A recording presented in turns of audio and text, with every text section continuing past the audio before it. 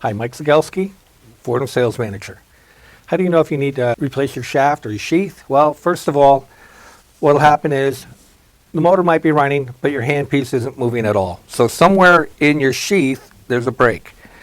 It could have happened from bending it too tightly, it's just an old shaft, or it got caught in your shirt, the burr got caught in your shirt and it just stopped, or in a piece of wood with a nail, or it just got caught and broke.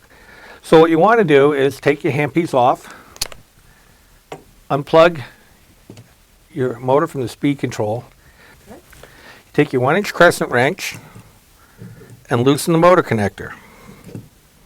Remember, it's a left-handed thread, not a right-handed thread. So it goes just the opposite way. Once you loosen it, take it off by hand. You do not need to remove the sheath for this.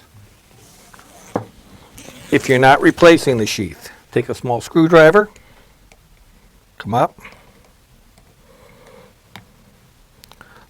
loosen the set screw, remove the shaft coupling from the motor.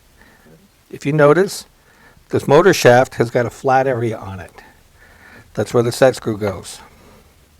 The shaft I put on was new and already greased. In your case, you're going to need to re-grease the shaft. Take your shaft grease and make a thin bead down. It doesn't have to be continuous. Down your shaft, down to about 6 to 8 inches from the bottom.